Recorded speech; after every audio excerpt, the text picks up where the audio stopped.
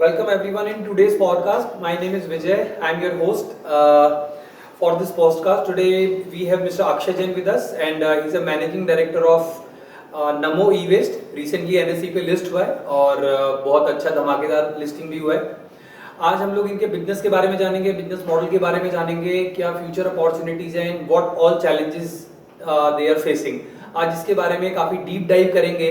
Welcome Akshay ji. Thank you, Vijay ji. You have been a mentor to me in more than one way. Yeah. So thank you so much for having me today. Yeah. I look forward to contribute to the understanding of your, the people that have gathered here. Thanks for your time. Pleasure. Before going ahead, let me tell you, Akshay ji और उनकी family को मैंने 2014 में पढ़ाया था और मेरे लिए प्राउड की बात है. उन्होंने अपनी कंपनी काफ़ी कम एज में ही लिस्ट कराई है और एसएमई प्लेटफॉर्म पे लिस्टेड है और आई थिंक ये सभी लोगों के लिए काफ़ी इंफॉर्मेटिव होगा और आपको डिसीजन लेने में काफ़ी हेल्प होगी.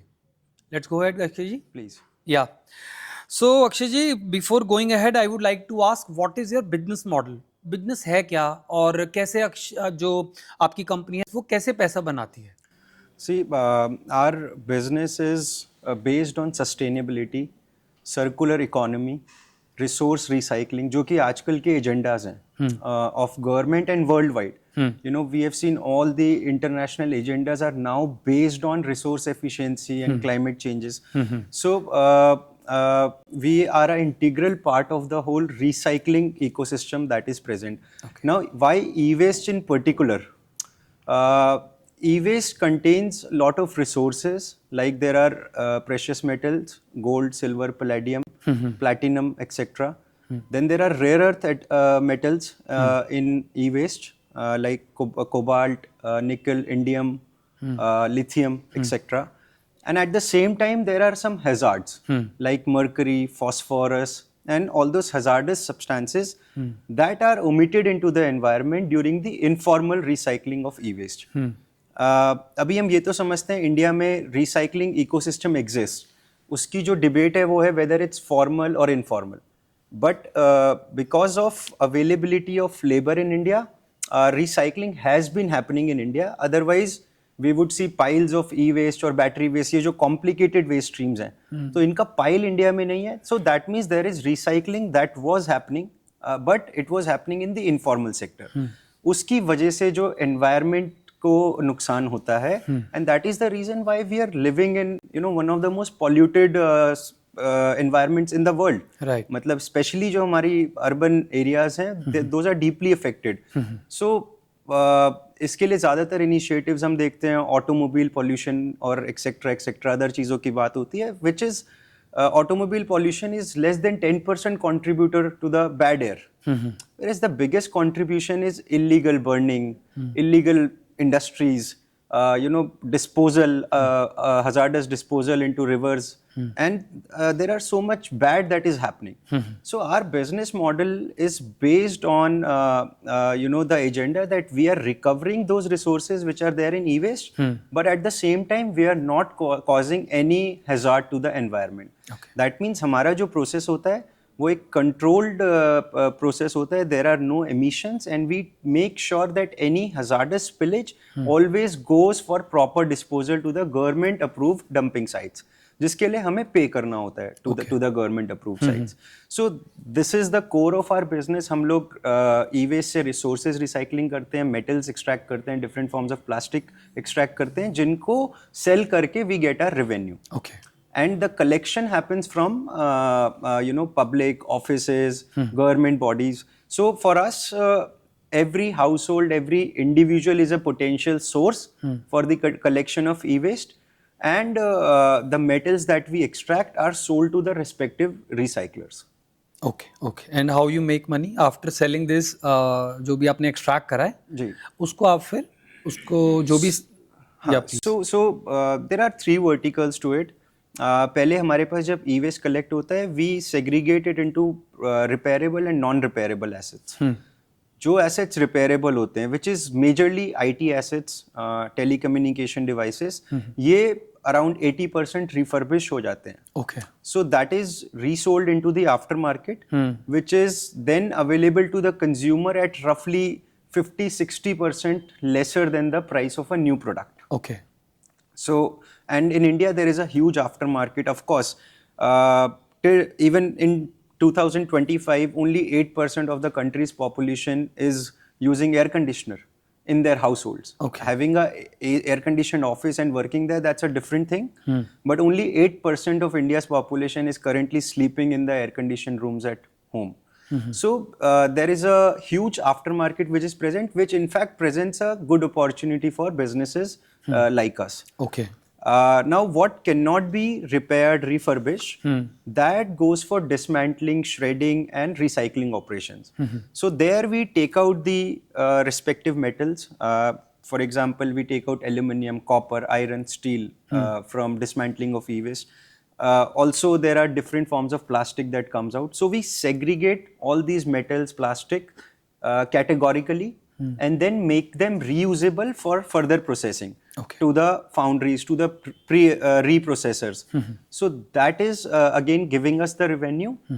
And also there is a initiative called EPR, Extended Producer Response. I'm sure we have discussed it in length. So I just want to throw some light on EPR. EPR is Extended Producer Responsibility. It applies to the producers who are placing the product in Indian market. So there is CSR, which applies to all the corporates who have a profit or scale up to a certain level. Right. Beyond a certain level, you have to do contribute the for CSR. CSR compliance. Now, similarly, EPR is specifically for that if you are placing your product in the market. So, in this case, it applies to all the electronic producers, manufacturers, Samsung, Apple, Lenovo, Dell, HP, all different sorts of. So, under EPR scheme, the government has mandated these producers to actually collect and get their e-waste recycled. They will have to collect.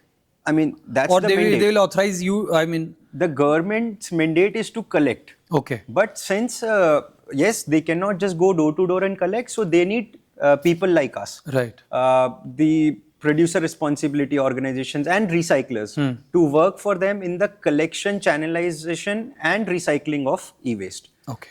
So for that, they have to buy recycling credits from the recyclers like us. Okay. So earlier this was happening just through a paper transaction. Then it has got digitized after the modification of e-waste management rules by the Central Pollution Control Board. So EPR started in 2016. In 2022, it got modified and further expanded. Earlier, it was applicable to only 20 products, which were basically white goods, AC, refrigerator, television, mobile phones, the popular products. Now, after 22 rules, it is applicable to over 120 products. Okay. Ranges from all the medical devices, even your toys, and all the small things that are working on electricity. So, this expanded, and then the EPR credit got digitized. Now we have a wallet where when we are recycling the e-waste, the metal credits are generated. So if we have generated, let's say, 1 ton of copper by recycling 20 tons of e-waste, so we will have 1 ton of copper credit. Okay. And the producer will have a target that they need to collect this much of copper, aluminum, iron, etc. Right. So when we sell that credit to the producer, it goes into their wallet and clears their deficit. Okay. And for us, it's a trade. So that is another source of revenue where the producer is paying us on a per kg basis to collect and recycle e-waste. Okay. So it's a yearly target for them? It's a yearly target for them, which is based on their sales numbers. Okay. So how they drive that is, if... sales number in terms of units or in terms of kgs? In terms of kgs. Okay. In terms of kgs. So if you are a air conditioner manufacturing company, so the life of AC defined by the CPCB is 10 years. Okay. So if you are a Blue Star and you have sold, let's say 1,000 tons of AC in 2015, so that becomes e-waste in 2025. Right. So the mandate is that you have to collect 70% of that. Okay. Now, you don't have to collect only Blue Star's AC. Any company AC. It could be any AC. That's why the targets are in kgs, not in numbers. That if you have placed this much of product in the market, so you need to collect 70% of it. So the target has been increasing. When EPR was introduced, it was only 5%. and subsequently from 5 to 10 to 20 to 30, and today we are at 70%. Okay. And it is applicable to over 120 items. So that is how the scope of work has increased, and the market has increased, and also the number of e-waste recyclers in the country. Right. And you also told me कि विजय जो first source of income है आपका, जो आपका refurbished है, do you see a market for this refurbished products? Huge. I would say best in the world. Okay. The Indian aftermarket. Okay. Great potential, and of course, if you see during the COVID outburst, suddenly every household they required a laptop because classes were conducted online for children.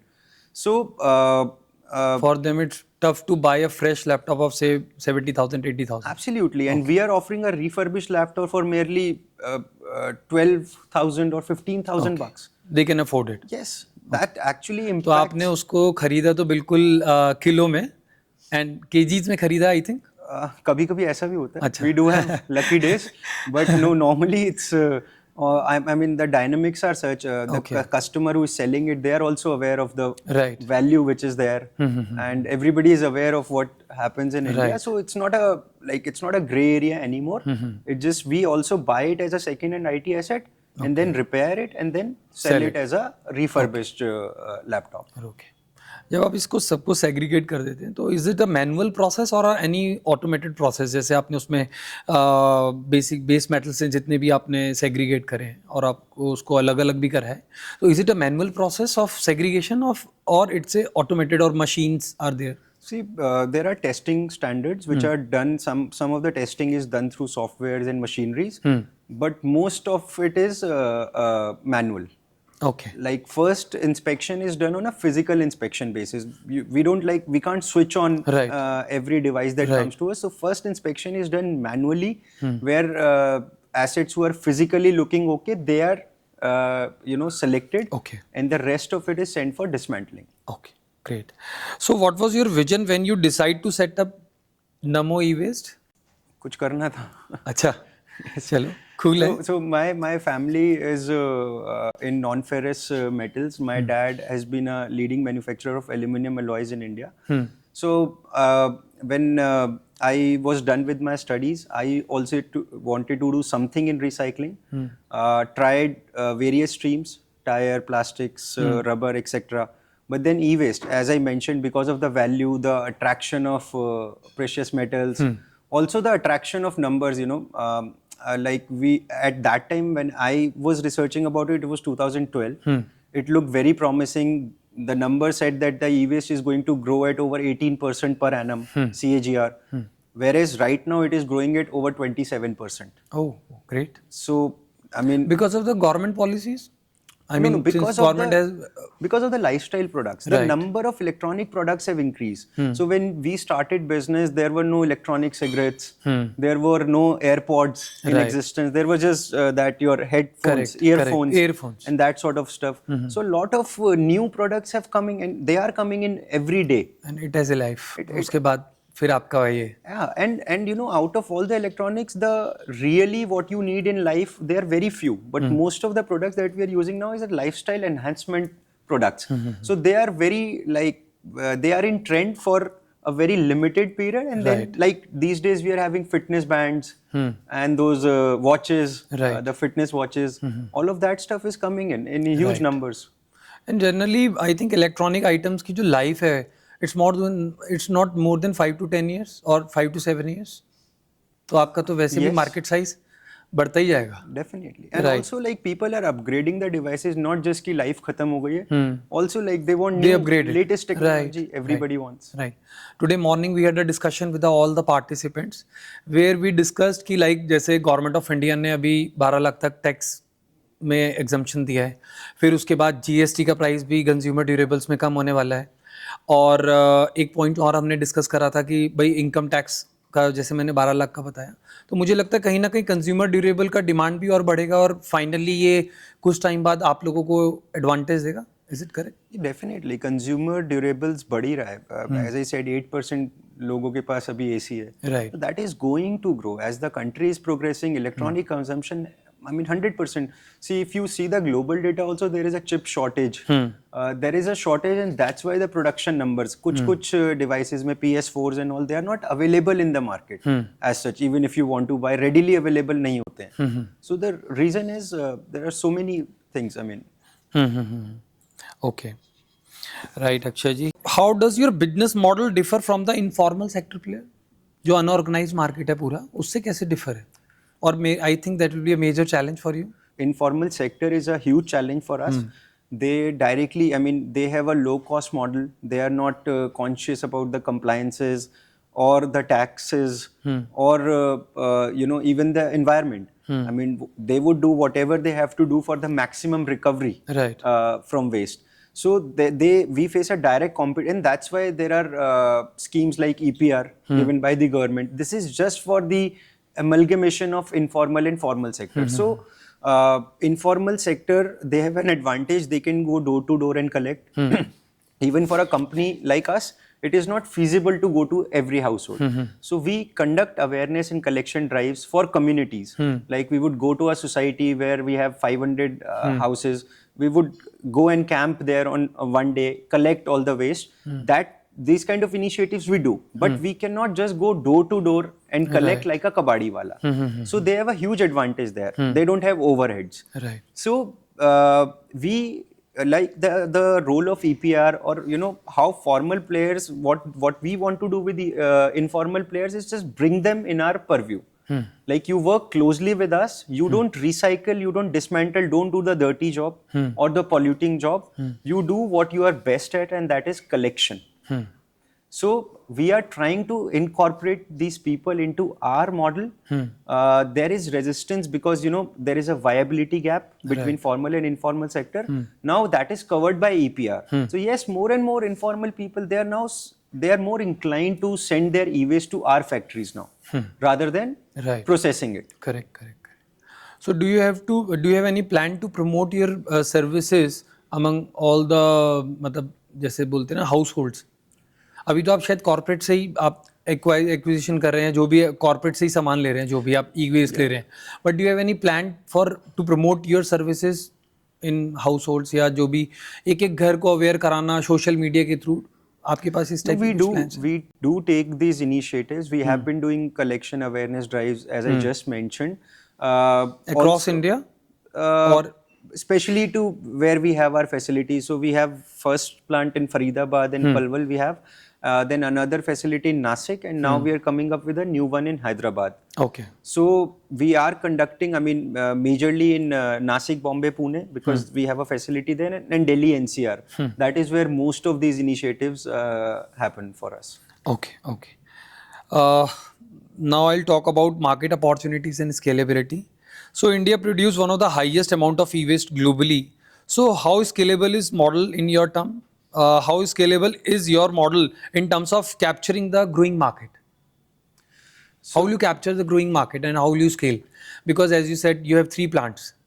So how will you scale all over India? So in this, the entry to barrier is not really setting up the facilities. Because most of the e-waste plants are not even operating on 50% of capacity right now. So the challenge is on collection of e-waste. As I said, that we face a direct competition from the informal sector. Local vendors as well. Yeah. And to incorporate them and bring this into so we also have an ongoing issue with the government where the GST rate on e-waste is 18% right now. So when we are buying from the informal sector, we also, that is our added cost, because if their economy is cash-based economy. When we bring that waste, so we have to deposit GST as a reverse charge. So I think it is almost finalized that it would be reduced to 5%. Okay. So now we will have a better competitive field in terms of fair field for us. Now it will create. And see, definitely we have discussed the numbers, how it is growing, how everything is happening. So yes, it is on the verge that, that's why all the sustainability models, recycling models, they are going to be great stories in India in the coming decade. Okay. And are there plans to pan-India expansion or international? currently we are focused in India. This is a highly regulated business. So import of e-waste is not allowed in any manner. Export is also very restricted. I mean, we are among the 4-5 companies in India who have the permission to export, but only a fraction, the high-end material for gold and precious metal recovery, that only we are able to export. So this is right now, this business model is just for focus in India. Okay. And what role do government regulation and mandate play in fueling your growth? Like, as you said, EPR compliance and all. I mean, they are nurturing us like mother. Okay. So government has played a very crucial role, bringing the rules and then reforms and then regulating it. So see, when EPR was introduced, so nobody was really talking about it in India. So before that. And nothing was really happening. So in last 10-13 years, there has been a huge change which this government has brought. Okay. I've been a part of those policy meetings, the stakeholder meetings where policies are discussed and formed. And the intent from the government has been superb. Okay. And it is, and it is also right that they are just mandating the producer to spend on recycling. So they are not they're not giving it as an incentive from their own pocket or pushing the consumers. They are forcing these companies who have huge profits to actually contribute to recycling in India. So the government's intent, so I've spent roughly 10 years working around this subject.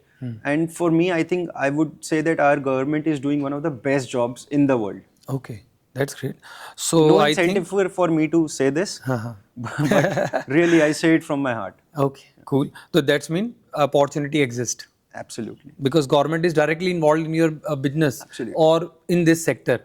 They are promoting it. There are on and off subsidies here and there. I don't talk much about the subsidies because that's like, misguiding people, because subsidies, they can be cherry on the top, but you cannot base your business model on those things. Correct. But even without the subsidies, government's role in forcing the rules has been really good.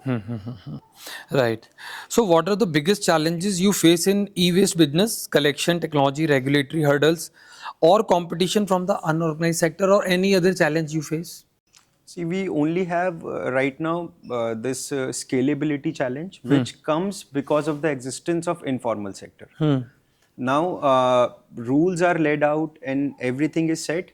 A lot of regulatory work is happening. So now, because of the sudden push from the government, a lot of people got into e-waste recycling. So when we were doing it in 2015, there were only 180 plants in the country, and now we have over 600 recyclers. But out of that, only 50 companies are doing it on a decent scale. Rest of them, they exist in papers and it's for the other kind of stuff.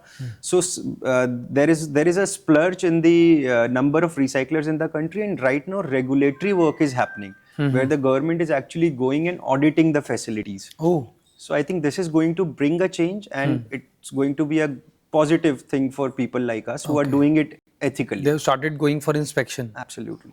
Cool. That's great. Of course, we have been advocating it, and so there is a checklist prepared on how to audit the recyclers.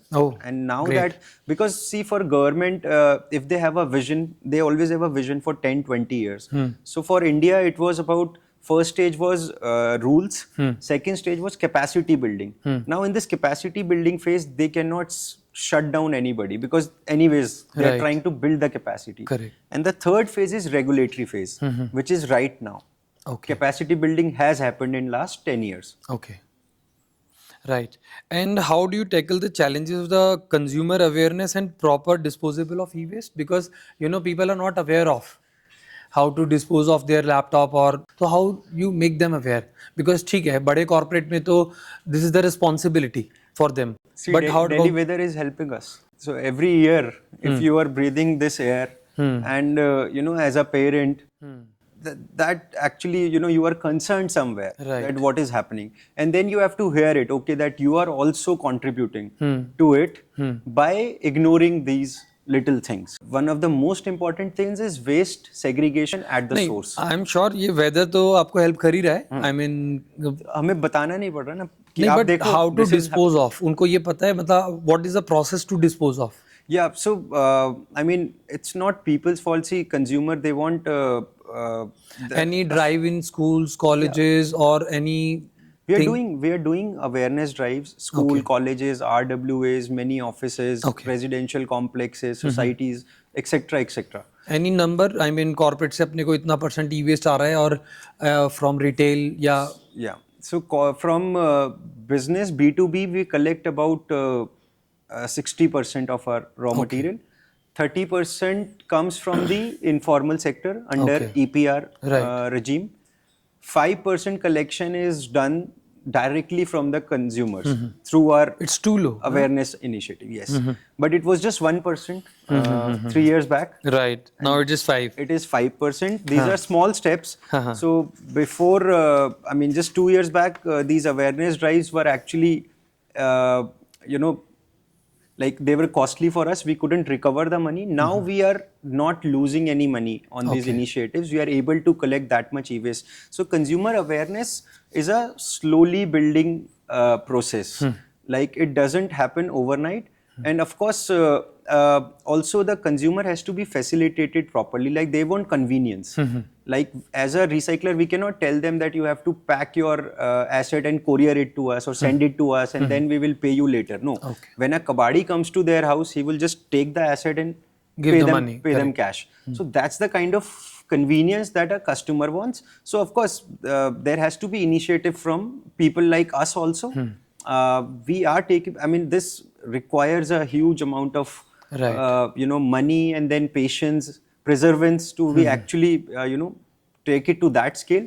But we are moving slowly towards it. We are paying the customer right then through UPIs immediately, and we have a proper rate list for different products that we are circulating in different groups, WhatsApp groups, and that's how the awareness is spread. We are trying to reach out to the consumers. And how do you ensure sustainable practice while also maintaining the profitability? We do get that dilemma. We have opportunities where if we go left, I mean unethical, we make more money. I come from a background where there are values always growing up. Right. And then I was just talking to somebody at lunch also that eventually you make money and then what you do, you want to do something for the society. You want to contribute as much as possible. So that can be even done while working. You just have to be conscious. So we never look left.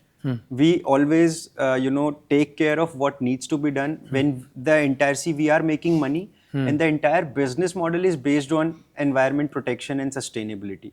So we don't cheat on that part. Consciously we put money to make sure that there is no hazard to the health of our workers and also any kind of spillage to the environment. And yes, the focus is on recovery, of course. Right.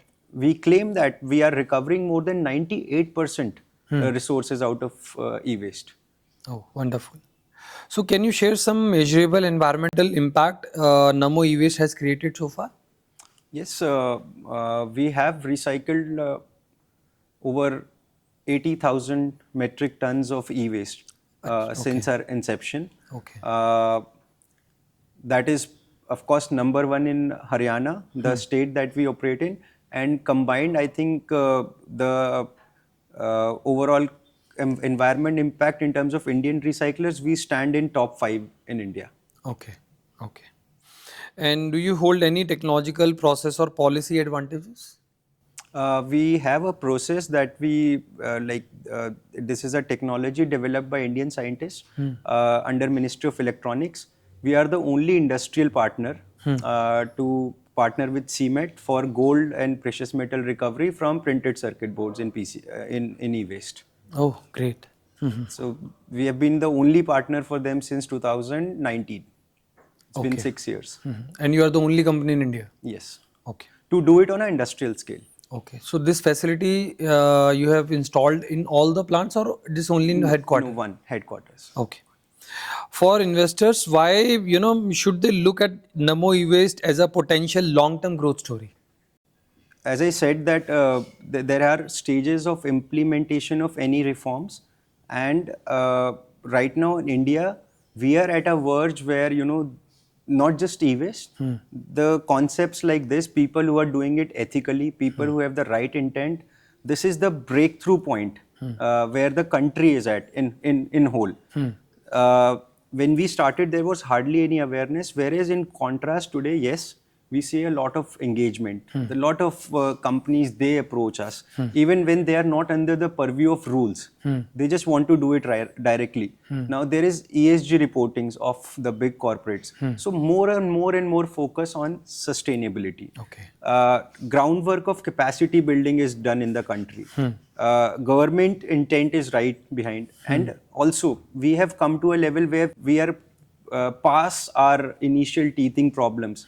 We have a 10-year vintage learning advantage in the business.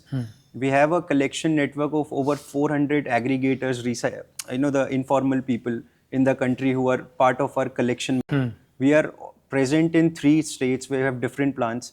With the IPO proceeds, we have now ventured into lithium ion waste recycling. That's again a new and upcoming stream where we are recovering cobalt and lithium salts from lithium ion batteries. That is a project for future. Already, I think the battery problem is now just starting to emerge. More and more battery waste coming up in India. From automobile also is one of the biggest contributor. So yes, I think there cannot be a better time to get into these kind of initiatives in India. Okay. Which revenue stream or business segment do you see contributing the most to future growth? For us, it's going to be recycling, our main focus. Whereas, yes, we have a higher profit margins when we are refurbishing. We have slightly better profit margins in EPR. That our main focus is on maximum because that is the most scalable part of the business. 60% of the procurement that we have, it comes from that. Right now also 60% revenue is from that part only. So yes, our main focus area is that. That is where the niche is. That is where the differentiator is. Okay. And what are your future growth plans? Acquisition, diversification, or anything else, or global expansion? So we are setting up a new facility in Hyderabad. We wanted to have a presence in South India that we couldn't capture, and last year we have spent a huge amount of money in bringing the waste from South. So because of that, we logistic cost, yes, and it was very huge. Okay. So even if we say 50% of it, it's going to be a huge saving for us. Yeah. And that's the reason we decided last year only that now we are going to set our foot in south of India. Okay. And Hyderabad, I think fastest growing urban infrastructure right now in India. So that's the reason, and that plant would be up and running by the Q4 this year. And battery plant, we have just started last month, the commercial production. Okay. So right now, these are our future plans for at least for 2 more years, and to scale up these plants, reach to a capacity utilization of 80%. Right now, we are at about 50%. You've just started. Yeah. Okay. Where do you see Namo E-Waste in 5 year or 5 to 10 year down the line? 5 to 10 year, I see Namo E-Waste, present in almost all the major urban centers, at least with a dismantling setup, a basic setup. We look to scale up our battery recycling business. So we want to be a contributor to the circular economy where the resources like precious metals and cobalt and rare earth metals, lithium, etc. So we want to be a key player in able to source these raw material which are very rare, and we want to be a future resource for these metals. Last question, ये थोड़ा main stream से हटके है. The question is, जब आपने NSE IPO के लिए apply करा था, NSE का क्या रोल रहा? मतलब why I asked this question कि NSE का भी IPO आने वाला है. तो what was the role of NSE, and मुझे उस पर एक डिस्कशन आपके साथ और डिटेल में करना है. देखो, मैं आपको अपनी साइड से बताता हूँ. Yeah. For me, it was a very good experience. It was very tiring. first time when I saw the checklist, I said, this is not happening for us. No, we cannot just do it. So, and then later on, as we worked on it, it started making sense to me that why the exchange would demand such a thing. Right. From that point of view, when you start looking at it, so it was like enlightening for me. All the learning and knowledge, and also the entire process is around how transparent you can make your business, Right. how you can enforce corporate government. So it's not just about doing the business or doing it in the right manner. It's also you have to present it in the righteous manner. Right. Like you have to work firstly, and then also the presentation, and that creates the transparency and the corporate governance. So for me, the overall experience is that yes, NSC has a very they're very keen. The checklist is very rigorous. They take all the actions which are necessary. There are inspections done, a lot of interaction with the team, and their interest of to protect the consumer interest, that is a priority for them.